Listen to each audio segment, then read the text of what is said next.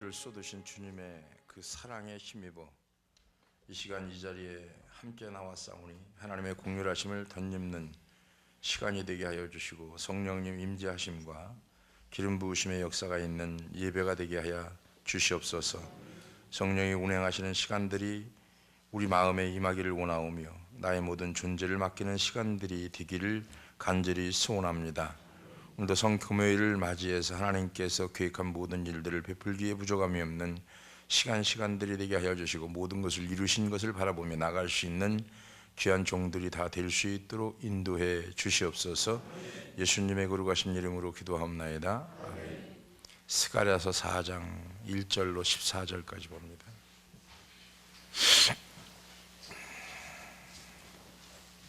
스가랴 4장 1절로 14절까지 제가 한 구절 여러분이 한 구절 교독합니다.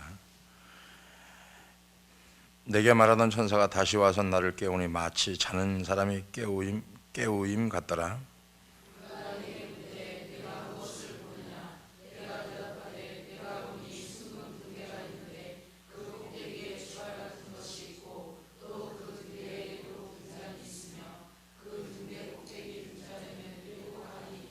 그 등대 곁에 두 감람나무가 있는데 하나는 주발 우편에 있고 하나는 그 좌편에 있나이다 하고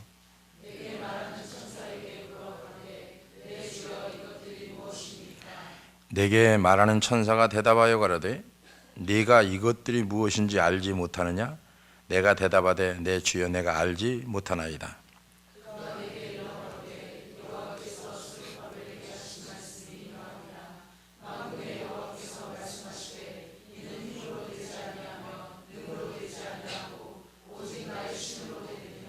큰 산아 내가 무엇이냐? 네가 스룹바벨 앞에서 평지가 되리라. 그가 머릿돌을 내어 놓을 때에 무리가 외치기를 은총이 그에게 있을지어다 하리라 하셨고 스룹바벨의 손이 이 전 지대를 놓았은즉 그 손이 또한 것을 마치리라 하셨나니 만군의 여호와께서 나를 너희에게 보내신 줄을 네가 알리라 하셨느니라.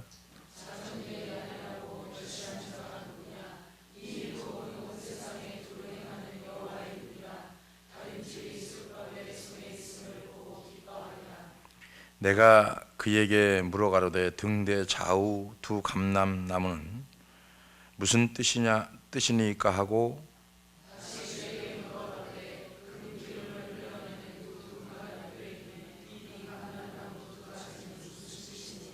그가 내게 대답하여 가로되 네가 이것이 무엇인지 알지 못하느냐? 대답하되 내 주여 알지 못하나이다.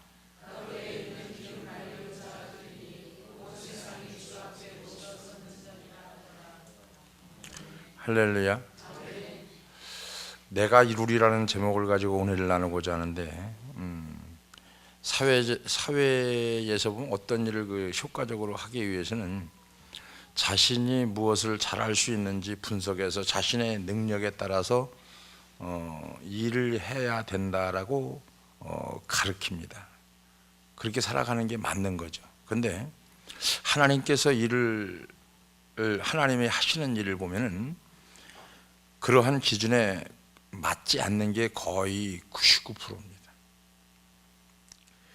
그럴 능력이 전혀 없다고 생각되는 사람을 통해서 하나님은 그 일을 이루실 때가 성경 전체를 보면 너무너무 많은데 사사시대를 보면 기드온이라고 하는 사람이 용맹스러운 군대 장관으로 쓰임 받으리라고 예상한 사람은 단 한 사람도 없었습니다.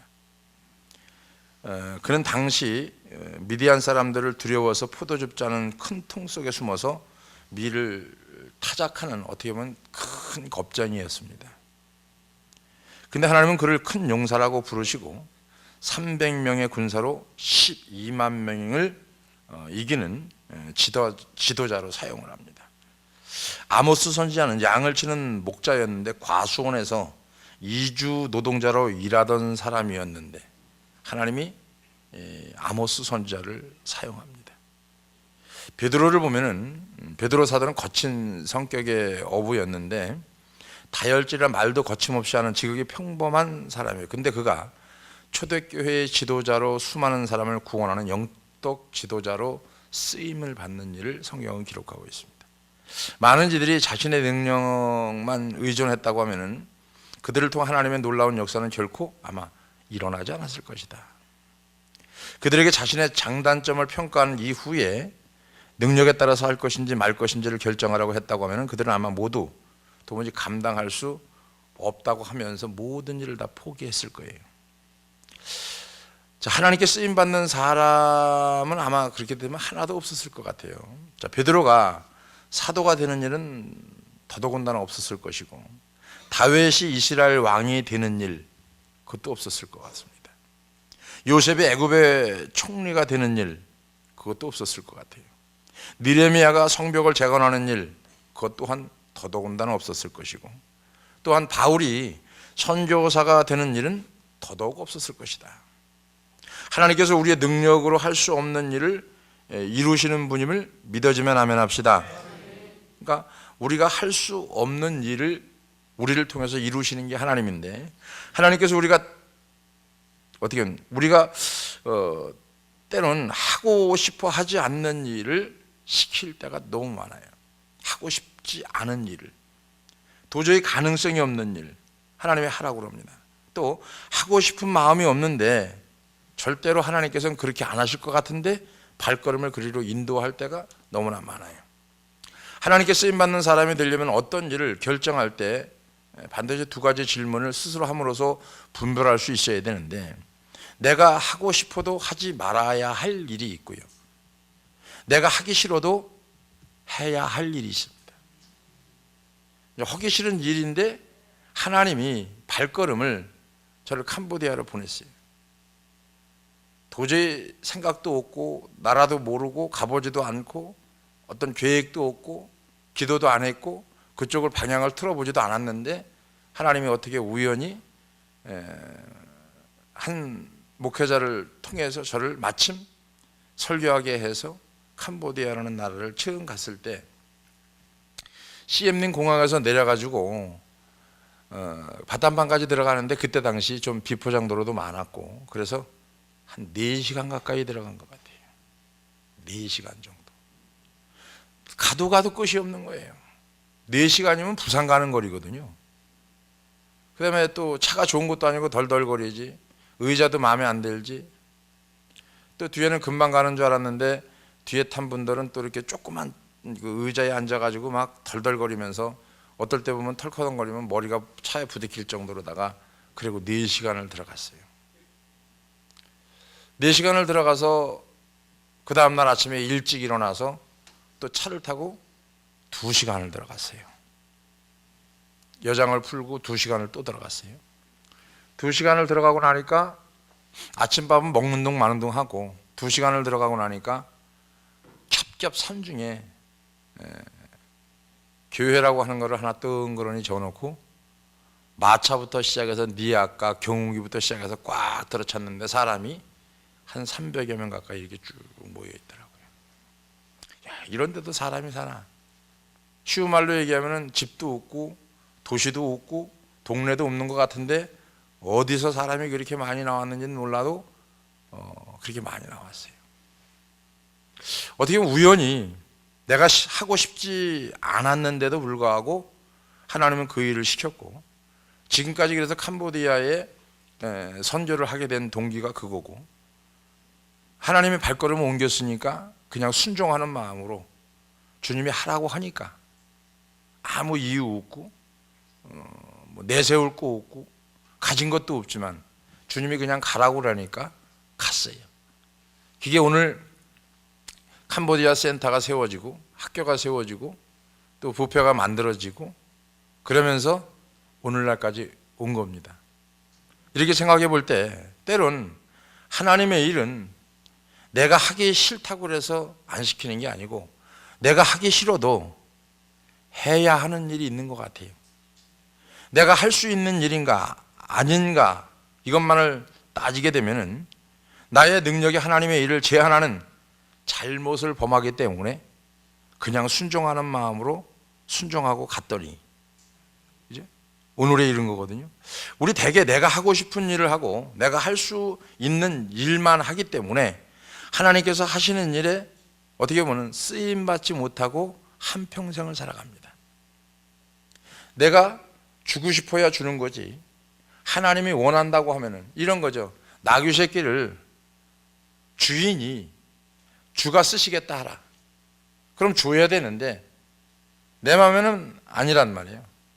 재산이라고는 재산 목록 1호가 나귀 새끼 한 마리인데 주님이 쓰겠다고 그러는 거예요. 이득을 위해서는 주겠지만 뺏기는 겁니다. 도둑 맞는 거예요. 근데 내어드립니다. 바로 이거예요. 우리가 신앙생활 하면서 잃어버려야 되지 말아야 될 것이 있다고 하면은 바로 하기 싫어도 가기 싫어도 주님이 쓰시겠다고 하면은 예하고 따라갈 수 있는 은혜가 있기를 주의 이름으로 축원합니다. 바로 이런 부분에서, 이런 맥락에서 오늘 본문을 본다고 하면은 포로에서 귀환한 이스라엘 백성에게 성전 재건은 어느새 그들이 할 수 없는 일이 되어버리고 말았어요. 할 수 없는 일일 뿐만이 아니라 하기 싫은 일까지 되어버리고 말았습니다.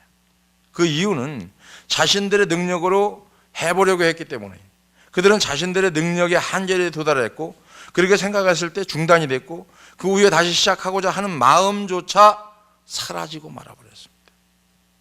이럴 때 우리는 이렇게 얘기합니다. 하나님이 하셨어. 하나님이 내 마음을 그렇게 했어. 근데 잘 보세요. 어떻게 결말이 지는지. 학개와 스가랴 선지자를 통해서 성전 재건의 명령을 주셨지만 그 일을 이루어야 하는 정치 지도자는 누구였냐면 스룹바벨이기 때문에 스룹바벨의 마음에 용기를 불어넣기 위해서 그 환상에 스룹바벨의 이름을 등장시켰거든요. 스가랴가 본 환상에서 순금 등잔대가 있는 거 보면은 등잔대 꼭대기에 7개의 대접이 달려 있다고 얘기했고 대접마다 등불이 있고 그 대접 아래 7개의 대롱이 연결된 모습이 나오는데, 근데 그 등잔대 좌우편에 2그루의 올리브나무가 있다고 얘기합니다. 등대는 성전 안에서 중요한 의미가 있는 성물 중에 하나인데 이 성전 안에 있는 등대는 메노라하고 부르는데 이 유대 민족의 가장 중요한 상징물이 바로 메노라 하는 이 등대입니다. 지금은 이스라엘 국회 앞에도 커다란 청동 등대가 있다고 그러는데 성전 안에 있는 등대는 단지 어둠을 밝히는 역할만이 아니고 하나님의 거룩한 임재를 알리는 장치 역할을 했습니다. 그런데 이스라엘이 범죄함으로 성전은 파괴되고 등대의 빛은 이미 꺼져 버렸다라고 하는 거죠. 하나님께서 이 환상을 통해서 옛 성전의 등대보다 훨씬 더 밝은 새로운 등대를 보여줍니다. 스가랴가 본 등대가 옛 성전 안에 있던 등대 사이에 3가지 중요한 차이점이 있는데, 첫째, 옛 성전의 등대는 기름 대접이 따로 있었습니다. 그리고 환상에 나오는 등대는 등대 꼭대기에 기름 대접이 있고 직접 기름을 공급받을 수 있었다는 얘기죠. 두 번째 보면 이 두 번째 환상 속의 등대는 대접이 꼭대기에 있을 뿐만 아니라 그 대접과 등대를 연결하는 관이 아주 많았는데 원어에는 관이 7씩 7이었다고 말합니다. 7씩 7. 그러면 49개의 관이 있었다는 얘기죠. 그 얼마나 많은 관이 되었습니까? 그러니까 세 번째 환상 속에서 등대 좌우편에 또 보니까 2그루의 올리브나무가 있었다고 말합니다. 옛 등대는 제사장들이 매일 아침에 기름을 가져다 부어야 됐지만, 보충해야 됐지만 새로운 등대는 전혀 그럴 필요가 없었어요. 직접 올리브나무에서 기름이 공급됐기 때문에 어떤 관을 통해서 하나의 관이 아니고 49개의 관을 통해서 기름이 내려오다 보니까 계속 등대가 불을 밝힐 수밖에, 빛을 발할 수밖에 없었죠.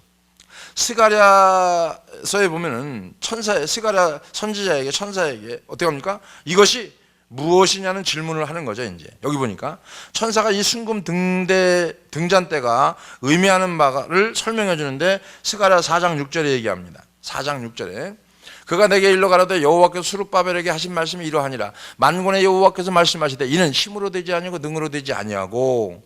왜 성전 재건이 중단되었느냐? 스룹바벨이 자신의 힘과 자신의 능력으로 하려 했기 때문에 중단됐다는 거예요. 어떻게 성전 재건이 가능할 수 있느냐? 오직 하나님의 영으로만 가능하다. 우리가 그냥 늘 이 말씀을 그냥 뭐 이거에 인용하고 저거에 인용하고 많이 인용하거든요. 심으로 능으로 되지 않는 게 여호와의 신으로 된다 이러는데 이건 그 뜻이 아니고 성전재건의 뜻을 말하는 거예요. 스룹바벨이 자신의 모든 힘을 다해서 일해 보려고 했지만 그의 기력은 곧 쇠진해졌고 지도자가 계속적인 그런 거죠. 재충전을 받지 못한 채 기력을 다 소진하고 나면은 탈진할 수밖에 없고 탈진하다 보면은 쓰러질 수밖에 없다. 네? 그래서 최고로 우리가 이제 안식년을 간다, 목회자들이 안식년을 갖는다고 그랬을 적에 일곱 얘기하면은 49를 얘기하거든요. 무슨 얘기냐면은 7달을 가질 수도 있고요. 7달을 가질 수도 있고 아니면 49일을 가질 수도 있고요. 안식년을. 근데 이거를 보편적으로 다 어기고 어떻게 안식년을 갖냐면은 1년 아니면 2년 이런 식으로 갔습니다. 인간적인 방법이 대두가 되기 시작하는 거죠. 이미 세속적인 교회들이 들어오면서부터 이미 이거는 그냥 공공연하게 이루어졌고요. 그래서 안식년은 7년에 한 번인데 7년에 한 번 49일 갖는 게 정확히 맞는 거죠. 그러니까 7년이 지나면 49일을 안식년을 갖고 또 7년이 지나면 49일을 안식년을 갖고 이런 식으로 이제 성경은 얘기하고 있죠. 그래서 재충전을 받고 공급받아야 쓰러지지 않는다는 거죠. 탈진하지 않는다는 거죠. 하나님께서 이 환상을 통해서 스룹바벨에게 무엇을 가르쳐 주시냐면 첫 번째로 보니까 현재 하나님의 백성의 모습이 기름이 제공되지 않아서 빛을 발하지 못하는 등대와 같다는 것을 보여주는 겁니다. 이 등대는 무엇을 의미하냐면은 온 세상의 빛을 발하도록 선택받은 하나님의 백성을 말합니다. 예수님은 성도들을 세상의 빛으로 부르셨는데 마태복음 5장 14절, 15절, 16절에 보니까 너희는 세상의 빛이라 산 위에 있는 동네가 숨기우지 못할 것이요. 여기서 나온 말씀이거든요. 이게. 그러니까 사람의 등불을 켜서 발 아래 두지 아니하고 등경 위에 두나니 그러므로 집안 모든 사람에게 비춰느니라. 할렐루야. 이같이 너희 빛을 사람 앞에 비추게 하여 저희로 너희 착한 행실을 보고 하늘에 계신 너희 아버지께 영광을 돌리게 하라. 할렐루야. 요한계시록 1장 20절에 보면은 내 본 것은 오른손에 7별의 비밀과 7 금촛대 쌓아라. 7별은 7 교회요. 7 촛대는 7 교회니라 그랬어요. 7별은 7 교회. 자, 7 촛대는 7 교회. 여기서 보면은 7 교회라고 했는데 교회는 무슨 얘기냐면 세상에 빛을 비추는 등대다. 네, 교회 자체가 빛이 아니고요. 잘 들으셔야 됩니다. 우리는 교회가 빛이다 이런 얘기를 하는데 교회 자체가 빛이 아니고요. 교회 자체가 빛이 아니고 빛을 드러내는 촛대 역할을 하는 게 교회입니다. 그 빛은 누구냐? 여기죠, 여기. 우리가 말을 그냥 내가 생각나는 대로 아무것도 아닌 것처럼 하다 보면은 굉장히 오해를 불러일으키는 이유가 많거든요. 교회가 빛이다. 교회는 빛이 아니에요. 그러니까 그냥 교회 자체가 드러내는 촛대에 불과하다고 하면은 빛은 누구를 통해서? 이 심령을 통해서. 할렐루야. 하나님께서 포로에서 귀환한 백성들에게 성전을 재건하라는 것은 성전을 재건하는 것 자체가 목적이 아니고요.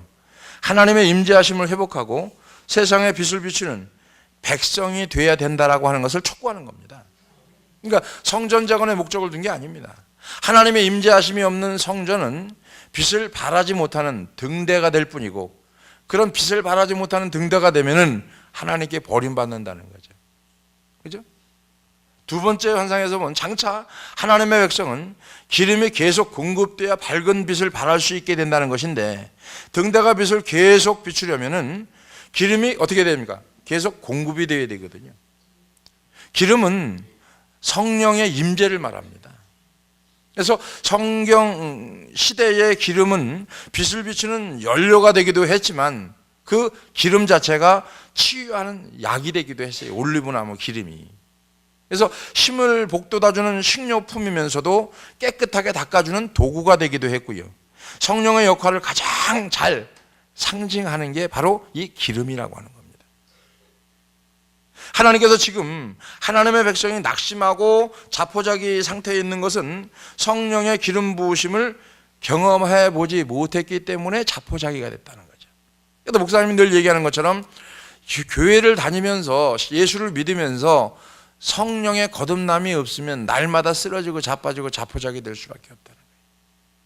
그러니까 늘 성령의 지도와 인도를 받으면은 기름이 공급되기 때문에 불이 꺼지지 않거든요. 근데 기름이 공급되는 게 중단돼 버리면은 불이 꺼진 거예요. 근데 이 꺼진 거를 꺼진 줄 모르고 살아간다는 거예요. 한 번 성령으로 거듭났다 해서 계속 기름이 공급되지 않는데 이 빛이 발한다? 이건 뭔가 잘못됐죠, 그죠? 자, 그래서 무슨 얘기를 하는 거냐면은 이들에게 다시 성령의 기름 부음을 공급해야겠다라고 하는 약속이 주어지는데, 이러한 성령의 기름 부음은 기름 부음 받은 하나님의 사람을 통해서 또한 공급된다는 거죠. 내가 한 번 공급을 받았는데 여기서 끝나는 게 아니고, 자, 그래서 주의 종들을 사자라고 얘기하고 뭐라고 얘기하느냐면 기름 부음 받은 종이다 이렇게 얘기하는 이유가 그 기름 부음 받은 종에 의해서 기름이 공급됨을 받아야 된다는 얘기예요. 그래서 교회는 촛대 역할인데 이 촛대 안에 있는 성도들이 성령을 받고 성령의 기름 부음을 계속 받지 않으면 어떻게 합니까? 아무것도 할 수 없다는 겁니다. 두 그루의 올리브 나무는 그럼 무엇을 의미하느냐? 이 두 나무는 당시에 대제사장 여호수아 총독 수룹바벨을 의미하는데, 하나님께 세운 두 명의 지도자들이 성령의 기름 부음을 계속해서 공급받아서 하나님의 백성에게 전달해주는 역할, 통로로 쓰임받는다는 걸 얘기하는 거예요. 그러니까 하나님이 얼마나 오묘하냐면은 지금 스가랴서 1장에서 뭘 얘기합니까? 성전 재건에 대해서 얘기하는데, 주님은 성전 재건의 핵심적인 목적을 어디다 뒀어요? 우리 심령 성전을 뒀거든요. 우리 심령 성전을 뭘로 뒀냐면은 성령으로 거듭난 사람에게 기름이 공급받아야 되는 걸 얘기하고 있고, 이 공급받는 자체가 성령의 기름 부으심을 계속해서 공급받는 거, 하나님의 백성들에게, 택한 백성들에게 전달해주는 역할을 하는 게 누구냐? 바로 교회의 질서, 머리 대신 그리스도께서 기름 부어 세운 종, 할렐루야. 이걸 얘기하는 거예요. 지금 사람은 이런 겁니다. 법과 제도를 만들어서 세상을 변화시키려고 합니다. 교회들이 지금 세상에 세속주의가 들어온 이유가 뭐냐면은 법과 제도를 만들어서 우리가 세상을 변화시키려고 해요. 그러다 보니까 들어오는 게 뭡니까? 교회에 카페 들어오고 이상한 것 들어오고 프로그램 들어오고 이것저것 들어와서 세상을 변화시켜야 된다. 우리 교회는 지역을 품고 가는 교회다. 제도를 만들어 가지고 사람이 변화되지 않습니다. 하나님은 사람을 변화시켜서 세상을 변화시켰지, 세상의 제도를 가지고 하나님의 사람을 변화시키지 않았거든요. 근데 지금 보세요. 거꾸로 가고 있다는 거예요. 지금 여러분이 눈을 바로 떠야 되고 귀를 바로 들어야 되는 이유가 뭐냐면은 교회라고 해서 교회가 되는 게 아니고, 목사가 되는 게 아니고, 성도가 되는 게 아닙니다. 그러니까 하나님은 사람을 변화시켜요, 일단. 그러고 나서 그 사람을 통해서 세상을 변화시키고, 하나님의 방법은 언제나 세상이 아니고 사람입니다. 그래서 하나님의 모든 것은 어디에 초점이 있느냐면은 세상에 초점이 없어요. 경제에 초점 없습니다. 여러분 잘 살고 잘 먹는 거 초점 없습니다. 오직 하나님은 여러분한테 초점이 있는 거예요. 그래서 그리하면 그 다음 2차적으로 1차가 해결되면 2차적으로 이 얘기를 계속해서 하는 거예요. 성령의 기름 부음을 받은 사람을 통해서 하나님은 또한 일을 하시고, 성령의 기름 부음은 재능에 따라 주는 게 아닙니다. 뭘 성령의 기름 부음이, 성령의 충만함이, 성령의 임재하심이 일어날까요? 재능에 따라서, 실력에 따라서, 돈이 많아서, 헌금을 많이 해서? 아닙니다. 마음의 태도입니다. 마음의 태도가 딱 곧으면은요, 그 사람을 통해서 하나님이 모든 일을 주시는 거예요.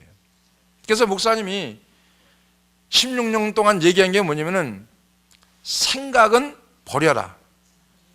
그리고 마음을 다하여 성품을 다하여 뜻을 다하여 내 하나님을 섬겨라. 왜? 마음의 태도에 따라서 모든 게 풀어지든지 모든 게 엮이든지 하는 거예요.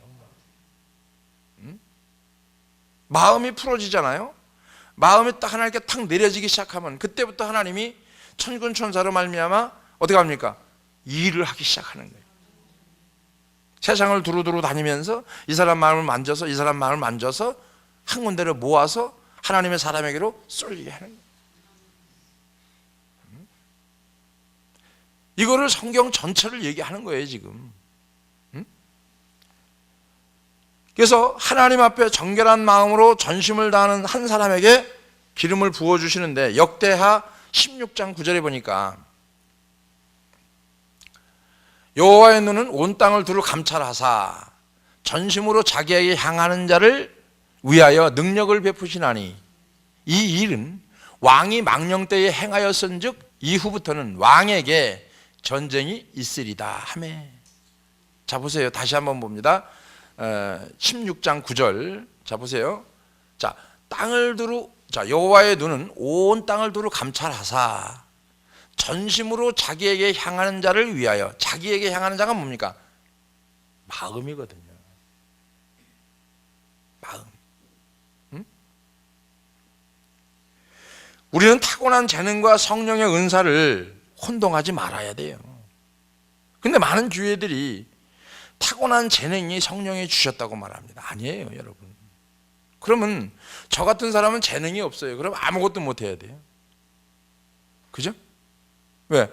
재능이 첫째는 요즘 필수 불가분의 관계, 뗄래야 뗄 수 없는 관계, 목회자와 컴퓨터 뗄래야 뗄 수 없죠. 뗄 수 없습니다. 그럼 저 같은 사람은 목회해야 돼요. 지금. 재능으로 본다고 하면은. 그리고 또 저 같은 경우에는 기계치거든요. 기계 만지는 건 딱 싫어요, 일단. 하다 라디오 트는 것도 싫고요. 하다 기계 만지는 건 다 싫어요. 응? 내가 엊그저께 누가 문자 좀 보내달래요. 그래서 문자 못 보내요. 그랬더니 요즘 세상에 문자 못 보내는 사람이 있어서 여기 있죠. 그랬어요. 아니 못 보내는 걸 못 보내는 거지 무슨. 생각을 해보세요. 자신의 재능을 의지하는 사람은 하나님이 사용하지 않습니다. 자, 내가 만약 컴퓨터를 가지고 움직여요. 그러면 거기에다가 성령의 임재가 없는 거예요.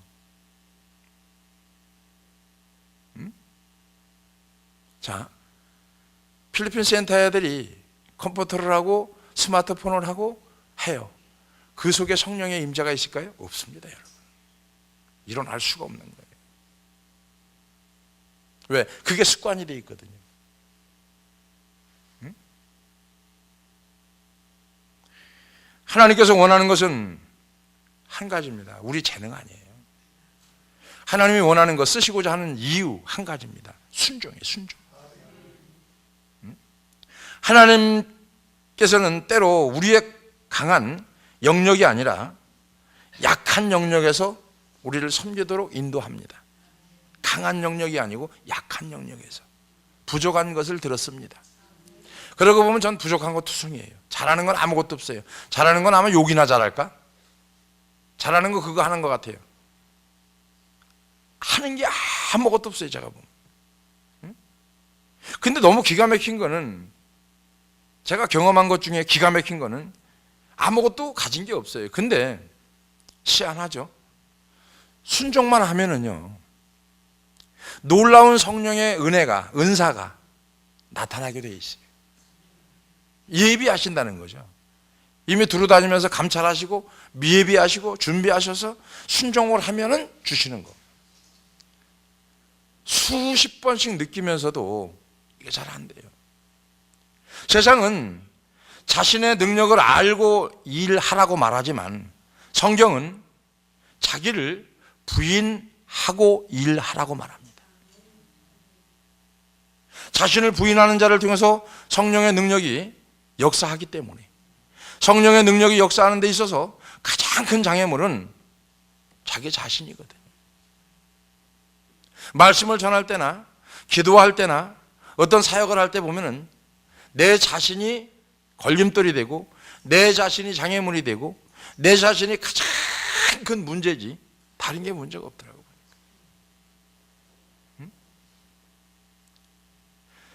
자기로 가득 차 있는 사람은 하나님의 말씀이 거기다 채워질 수가 없거든요.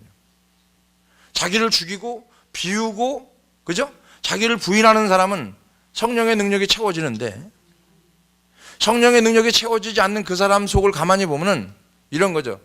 이성이 강한 사람들을 보면은 성령의 능력이 거기서 채워지지 않습니다. 그런 사람들은 환경을 바꿔야 되거든요.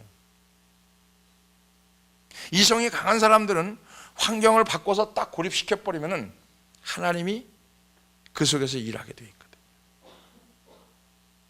그래서 이성이 강한 사람들에게 오는 첫 번째 요인이 뭐냐면 병입니다. 병. 그리고 두 번째 이성이 강한 사람들에게 오는 하나님의 인도하심이 뭐냐면은 환경을 다 우겨싸움을 당하게 만드는 거예요. 이거를 계속 이끌어 갑니다. 그러다가 마지막까지 내려놓을 때까지, 그때까지도 손을 안 대셔요, 하나님이. 그래서 이성이 강한 사람들을 보면 이 사람의 삶이 얘기 안 해도요, 답이 탁탁탁탁 나오는 거예요. 단순한 사람의 삶을 보면요, 이 말이 됐던 저 말이 됐던 일단 순종하고 보거든요. 그 사람에게는 하나님의 인도해가는 능력이 또 따로 보이거든요. 그래서 우리가 십자가에서 스스로에 대해서 죽는다면은 성령 하나님이 임재하는 것은 그냥 오래 기다려야 되는 게 아니고요, 그냥 금방 일어납니다. 금방.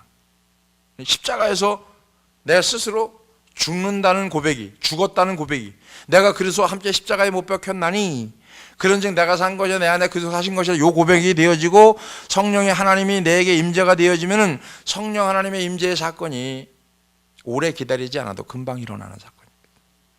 내가 언젠가 설교했는데 가장 강력한 능력이 나타날 때가 언제냐면은 내 스스로가 겸손해질 때더라고요. 내 스스로가 겸손해지고 낮아지고 밟을 대로 밟히고 이럴 때는 성령의 능력이 나도 모르는 가운데 능력이 강하게 내려오는, 이걸 느껴요. 이게 어떤 거지? 주님. 그리고 주님, 자꾸 이렇게 주님을 부르다 보면은 성령의 임재가 그냥 그대로 싹 전체를 딱 감아버리거든요. 이게 어디서부터 나타났지? 어디서부터 발출됐지? 그러면 내 자신이 겸손해지고 낮아진 데서부터 나왔더란 얘기죠. 모세를 보면은요, 모세를 보면 하나님께서 모세 스스로 자기 자신 스스로 낮아지는 단계까지, 자기 자신을 부인하는 단계까지 이를 때까지 하나님은 모세를 기다린 거예요. 낮아질 때까지. 그 낮아짐에 자기 자신을 부인하는 이 시간이 무려 40년이 걸린 거예요. 순금 등대 옆에 있는 두 그루의 올리브나무는 문자적으로는 당시 대제사장 여호수아 총독 수룹바벨을 의미하지만 예언자적으로는요, 장차 대제사장직과 왕직을 성취하는 메시아로 오시는 예수 그리스도를 의미합니다. 성령의 계속적인 기름 부음은요, 예수 그리스도 안에 거하는 사람에게 주어진다는 것을 여러분이 믿기를 주의 이름으로 축원합니다. 자, 성령의 계속적인 기름 부음을 받기를 원한다고 하면은 예수 그리스도 안에 거하여야 된다. 이거를 잘 받쳐주는 말씀이 요한복음 15장 5절입니다. 나는 포도나무에 너희는 가지니 저가 내 안에 내가 저 안에 있으면 이 사람은 과실을 많이 맺나니 나를 떠나서는 너희가 아무것도 할 수 없습니다. 예수 그리스도 안에 거하는 사람에게 주어지는 게 뭐라고요? 성령의 기름 부으십니다. 우리 삶을 통해서 역사하시는 성령님의 공급하심이 없이는 우리가 하는 모든 것은 나무에 떨어져 죽은 가지와 같다는 거죠. 그래서 나무에 떨어져 죽은 가지가 밖으로 다니다 보니까 이 사람이 밟고 저 사람이 밟고 그러니까 고통당하는 거예요, 여러분. 그러니까 주워다가 불에 던져버리는 거예요. 이게 말씀이란 말이에요. 근데 이런 말씀을 우리가 문자적으로 그냥 아는 적으로 들은 풍월로 하나님의 말씀을 더하든지 빼지 말라고 했는데 그냥 아무렇게나 그냥 해버린단 말이에요. 자, 성령님은요, 그리스도를 높이는 사람과 함께 하십니다. 그리스도께 순종해서 거하는 자에게 충만하게 그 능력을 부어주시는 거예요. 할렐루야. 그게 요한복음 15장 5절이에요. 나는 참포도나무에 너희는 가지니. 그래서 목사님이 늘 핵심적으로 얘기하는 게 요한복음 14장 15장을 늘 거의 빼놓지 않고 얘기하는 이유가 그 속에 다 답이 있어요. 그래서 내가 세상에 내어줄 것이 무엇인가를 바라보지 말고요, 성령의 능력이 나를 통해서 역사하도록 내어주는 거, 이게 중요한 거죠. 내가 뭔가 하나님의 일을 하려고 하는 것보다는 성령이 내 안에서 나를 통해서 역사하도록 통로로 쓰임받는 거, 내 것이 내 것이 아니라는 거죠. 나를 통해서 이것이 통로가 되어지잖아요. 하나님이 그것만 딱 순종이 되고 일회용으로 만약에 여러분이 쓰임 받았잖아요. 그럼 여러분 통로는 매일 깨끗하게 이렇게 통로로 쓰임 받는 거예요. 그러면요, 뭐 콩고물에도 떨어질 거 아니에요. 이게 안 되는 거예요. 이게 통로로 쓰임 받으라고 했는데 내가 가서 통로를 막아버린 거예요. 더 이상 하나님이 공급을 안 해주죠. 진짜 제대로 된 공급을 받기 원한다고 하면은 끊임없이 하나님 앞에 통로로 쓰임받는 이 은혜가 있기를 축원합니다. 내가 하나님을 위해 하고자 하는 일에 집착하는 게 아니고요, 하나님께서 나를 통해 하시고자 하는 일에 집중하는 것. 하나님은 나를 통해서 무엇을 하실까? 나를 어떻게 사용하실까? 남의 손가락질해도, 그죠? 제가 그 전에 한 사명 찬송을 많이 불렀던 이유가, 한번 띄워봐요. 사명. 가장 많이 불렀던 찬송이 이거였었는데, 주님이 홀로 가신 그 길 나도 따라가오, 모든 물과 피를 흘리신 그 길 나도 가오, 험한 산도 나는 괜찮소, 바닷끝이라도 나는 괜찮소, 죽어가는 저들을 위해 나를 버리길 바라오. 자, 이 요 대목에서 보면은 나를 버리길 바라오, 요 대목에서 보면은 나를 버리지 못하면 못 가더라고요. 갈 수 없어요. 그리고 통로로 쓰임 받는다는 것이요, 이 물질이 들어왔어요. 근데 내가 여기서 걸러지면 안 되죠. 이걸 그대로 내보내야 돼요. 이 사람이 얼마를 갖고 있던 관계없이, 이 사람이 무엇을 쓰는 건지 관계없이 이거를 갖다가 이렇게 통로로 내보내면은 때가 되면 필요한 만큼 또 줘요. 그럼 난 그 일에 쓰임만 받는 거예요. 근데 이거를 이 한 사람들은 내 돈이라고 생각한다면 착각하지 마세요. 그러다 보니까 쫄딱 망하는 거예요. 우리 교회가 지금까지 그렇게 왔어요. 그래서 굶어 죽었어요? 아니에요. 지금까지 그래 왔어요. 지금까지. 이 사람을 통로로 써서 온전히 빼서 이렇게 갖다 메꿔요. 또 이 사람 걸 빼서 이렇게 갖다 메꿔요. 또 이 사람 걸 갖다 이렇게 빼서 메꿔요. 가만히 보면 내만 빚쟁이요. 응? 그게 아니더라고요. 온전한 통로로 쓰임 받으면, 여러분 사업도 마찬가지고 모든 손대는 범사도 마찬가지예요. 내 거라고 생각 안 하고 온전한 통로로만 쓰임 받으면요, 여러분 하나님이 1억을 쓰임 받고 통로로 써 있는데 맨날 1억만 주겠어요? 콩고물이라도 묻지, 그죠? 우리가 콩고물은 요만했지만 하나님의 콩고물은 1억이 100억 될 수도 있는 거고, 이건 상상을 못 하는 거예요. 그 하나님이 3번 시험하다. 3번. 성경에 보면 3번 시험을 딱 합니다. 마지막 완전하게 시험할 때 4번까지 가는데, 이게 하늘의 숫자가 3이고요 땅의 숫자가 4입니다. 하늘의 숫자는 성부, 성자, 성령, 땅의 숫자는 동서, 남, 북인데, 이게 다 합해져서 하늘과 땅의 숫자가 딱 합해졌을 때 완전수가 7이 되는 건데, 이 7수가 완전히 정리가 딱 되면 하나님이 그 사람을 믿어요. 신뢰해요. 그러면 어느 상황이 오더라도 하나님이 그 사람을 통해서 이끌어 가셔요. 여러분, 예수를 믿고 대박 터진 사람들이 다 이 통로로 쓰임 받았기 때문에 쓰임 받은 거예요. 하나님이 그거 굶어 죽입니까? 아니에요. 절대 그렇지 않습니다. 자꾸 생활을 높여주고 부유하게 하고 풍요롭게 하고 쓸 걸 채워주시고 그러면서 계속하는 거예요. 근데 내 것만 가지고 움켜쥐고 앉아 있잖아요. 그럼 평생 가도록 늘어나지도 않고 줄면 줄지 절대로 늘어나지는 않습니다. 그런 개념으로 보면 우리 교회는 쫄딱 망했어야 돼요. 그죠? 지금 갖다 해외에다 쏟아부은 돈도 그렇고, 목사님이 1년에 갖다 비행기표 갖다 쏟아부는 것도 그렇고, 이거 쏟아부은 거 따지면은요, 우리 교회는 쫄딱 망했어야 돼. 부도났어야 돼. 진작에. 아니에요? 진작에 부도났어야 돼요. 온전한 통로로 이렇게 물질을 온전한 통로로 써지니까 주는 거예요. 이게 되고 나면은 때가 돼서 큰 돈을 원한단 말이에요. 그럼 큰 돈도 줘요. 왜? 헛된 데 쓸 게 아니니까. 물어볼 필요도 없어요.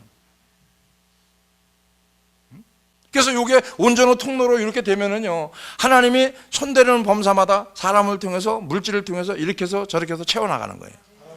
이 쓰임 받는 게 여러분 한 번이 힘들지, 한 번 딱 순종하고 나면은 재미가 들려요. 재미.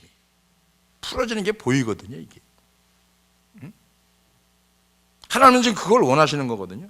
그래서 성령의 기름 부음을 받은 하나님의 능력을 힘입어 일하는 사람을 통해서 어떤 일들이 일어나느냐. 첫째, 하나님의 능력을 힘입어 일하면은요, 큰 산과 같은 장애물들이 사라져서 평지같이 순탄하게 될 것이다. 할렐루야. 그 얘기를 하는 거예요. 지금 순종하는 사람, 즉 하나님의 능력을 힘입어서 같이 일하는 사람, 기름 부음을 받아 하나님의 능력을 힘입어 일하는 사람을 통해서 하나님이 하시는 일이 뭐냐면, 큰 산이 있는데, 이 장애물이 있는데 이게 사라져버려서 평지가 돼버린다는 거예요. 스가랴 4장 7절, 큰 산아 내가 무엇이냐, 내가 수르바벨 앞에서 평지가 되리라. 그가 머릿돌을 내어 놓을 때에 무리가 외치기를 은총 은총 그에게 있을지어다. 할렐루야. 네. 자, 큰 산이 없어져서 평지가 돼버렸어요. 그러니까 이것이 누구요? 하나님의 은혜요, 하나님의 은총이다라고 하는 거예요. 응? 자기 힘으로 일하려고 하면은요, 평지가 큰 산이 되고요. 응? 하나님의 힘으로 일하면은요, 큰 산도 평지가 되는 거예요. 저도 그걸 많이 경험합니다. 내가 하려고 할 적에는요, 평지였었는데 금방 산이 나타나. 미치고 환장하는 거예요. 근데 내어 맡기고 내려놓고 가다 보면은요, 큰 산이 있어요. 앞뒤가 꽉 막힌 것 같아요. 근데 어느새 평지가 돼버렸어요. 이야, 참 희한하다.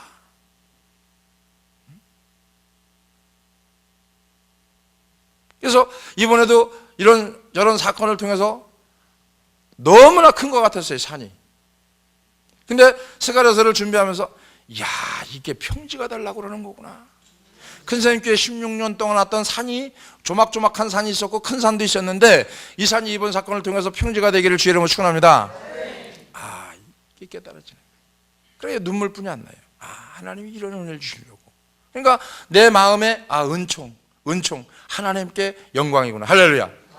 수르바벨 앞에 있는 큰 산이 평지가 되리라. 이 말씀하신 이 예언이 우리의 삶에도 이루어지게 해달라고 간구하는 조공들이 되어지기를 주의 이름으로 축원합니다. 이게 지금 돼야 되거든요. 우리 앞에 있는 큰 산이 있어요. 근데 이게 평지가 되는 은혜, 이게 보여줘야 되거든요. 그래서 여러분이 좀 힘들어도, 이건 도저히 안 하는 것 같아도, 할 수 없는 일 같아도 꼭 해야 되는 일이 있고요, 꼭 해야 되는 일 같은데 하지 말아야 될 일이 있어요. 지금이 바로 그때입니다. 전체 우리 교회 성도들을 보면은 지금 바로 이때예요. 내가 꼭 해야 될 게 있어요. 하지 마세요. 때가 아닙니다. 근데 꼭 하지 말아야 될 게 있어요. 근데 교회 일이 꼭 해야 돼요. 지금 그때입니다. 이게 여러분의 인생에 핵을 긋는 거예요. 밤이 낮이 되는 이런 은혜. 응? 어둠이 있었는데 물러가는 은혜. 장애물이 있었는데 없어지는 은혜. 큰 산이 있었는데 평지가 되는 은혜. 이게 지금 우리 교회의 현실이란 말이에요. 응? 보여지거든요, 저는. 그러니까 긴장할 수밖에 없고, 어떻게 보면 넘어가야 되는데, 잘 넘어가야 되는데, 응? 어떤 일을 완성시키고 나서 이 모두가 우리의 능력이 아니고 하나님의 은혜였다고 고백하는 거, 이것이 바로 성령의 능력을 가지고 일하는 사람의 고백이라고 하는 거예요. 우리 그냥 형식적으로 얘기했었잖아요. 하나님이 하셨습니다. 하나님의 은혜입니다. 하여튼 입으로만 하면 뭐합니까? 입으로만 하지 말고 어떻게 해요? 진짜 우리의 능력이 아니고 이거는 전적인 하나님의 은혜였다고 고백하는 거. 이게 성령의 능력으로 말미암아 일하는, 성령의 힘입어서 일하는, 성령의 지도인들을 받고 일하는 그 사람의 고백이 여러분이 되어지기를 주의 이름으로 축원합니다. 그래서 이 고백을 사도 바울이 한 게 뭐냐면은 나된 것은 다 하나님의 은혜다라고 말합니다. 사도 바울이 고백이에요. 지금까지 지내온 거 주의 크신 은혜라고 고백하며 모든 것을 하나님의 은혜로 돌리는 것이 성령께서 하시는 일의 결과인 줄 믿어주면 아멘 합시다.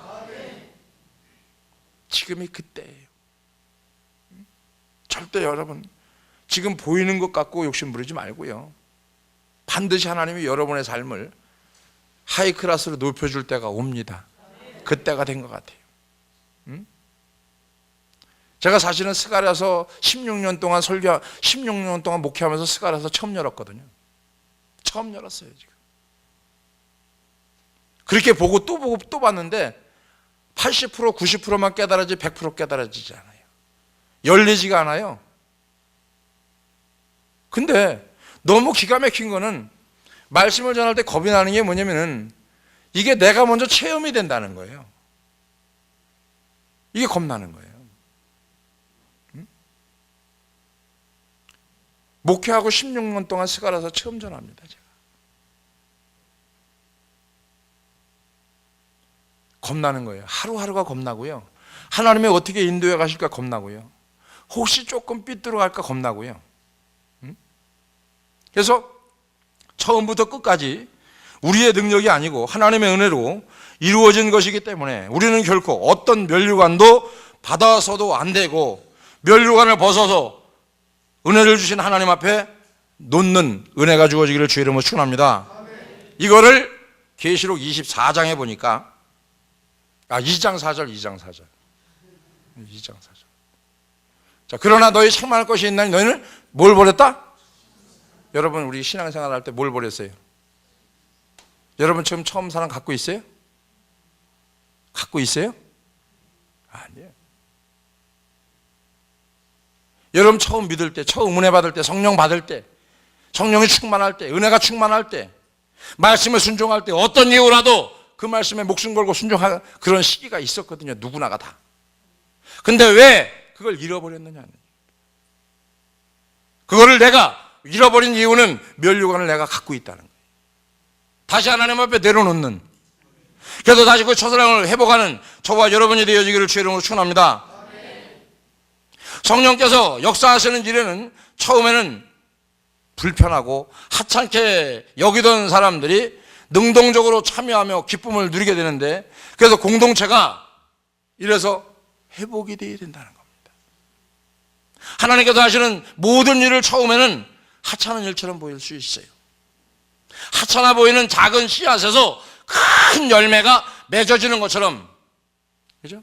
과연 이 일이 가능할까? 가능합니다. 우리가 볼 때 캄보디아 학교 가능합니까? 근데 가능해요. 작은 씨앗이 심어졌어요. 언젠가는 반드시 그게 큰 열매가 맺어지듯이 그 일이 이루어질 줄로 믿습니다. 내 대에 안 되면 다음 대에 되겠죠. 내가 급하게 내 대에 내 상황에서 열매를 딸라고 그러니까 그러지.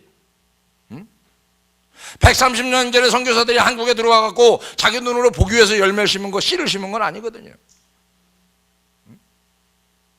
자, 그런 상황이 된다고 하면은 우리가 어떻게 보면은 너무 초라하니까 의심도 됩니다. 너무 초라하고 보잘것없으니까 의심도 되고요. 불만족도 가질 수 있어요. 그러나 그게 아니에요. 하나님은 이러한 과정을 통해서 일을 하심으로 인해서 하나님의 능력으로 이루어졌다는 고백을 하나님 반드시 듣길 원하신다. 그래야 하나님이 하셨다고 그러죠. 그렇지 않으면 내가 했다라고 나올 거 아니에요. 어떤 사람 마냥 그래요. 캄보디아 와서 자기가 이 일을 다 해보겠다는 거예요. 그래서 내가 그 말 한마디 듣고 속으로만 그랬어요. 야, 이 사람은 안 되겠다. 자기가 다 하겠다는 거예요. 자기는 완벽하게 일을 끝낸다는 거예요. 참, 야, 이 사람 위험하다. 저는 그런 사람 경계합니다. 다 내가 해보겠다는 거예요. 자기는 완벽하게 모든 일을 처리한다는 거예요. 여러분, 인간이 완벽해요? 완벽 못합니다. 완벽한 인간이 세상에 단 하나 없어요. 완벽한 인간은요, 말씀이 육신에 오신 예수 그리스도밖에 없습니다. 그래서 우리는 이걸 바라봐야죠. 끝까지 낙심하지 말고 하나님 나라의 선한 일을 위해서 쓰임받는 큰샘교회 여러분들이 되어지길 주의 이름으로 축원합니다. 왜? 이런 과정이 있어야 돼요. 그런 과정이 없으면요, 하나님의 일하셨다는 고백이 안 나오거든요. 그렇죠? 우리가 다시 한번 뒤돌아봐야 되고 짚어봐야 되는 게 뭐냐? 어디 갑니까? 처음 사랑을 잃어버린 거. 어디서 떨어졌는지. 성령의 기름 부음의 통로로 말미암아 내가 쓰임 받아야 되는데 막혀버렸단 말이에요. 이게 은혜를 잃어버린 거예요. 면류관을 내가 착복한 거예요. 벗어 던져야죠. 누구 앞에? 하나님 앞에. 그렇다고 하면 저와 여러분들이 한 가지 기억해야 될 게 한 가지입니다. 어느 일이 됐든지 간에 내가 하고자 하는 일이 아니고 하기 싫은 일도 주님이 시키면 아멘하고 따라갈 수 있는 순종의 인격들이 되어지기를 주의 이름으로 축원합니다. 기도합니다. 좋으신 아버지, 오늘도 하나님께서 우리에게 주신 이 말씀을 다시 상고해 보면서 주님 앞에 가기를 원합니다. 주님이 나를 만나기를 원합니다. 오늘 주님이 함께 하기를 원합니다. 성령 하나님 도와주시고 인도해 주시옵소서. 그래서 그 길로 들어서기를 원하오며 그 길에 가기를 원하오며 주님께서 보내신 그 길을 따라갈 수 있는 은혜가 되게 주님 도와주시옵소서. 예수님의 이름으로 기도합나이다.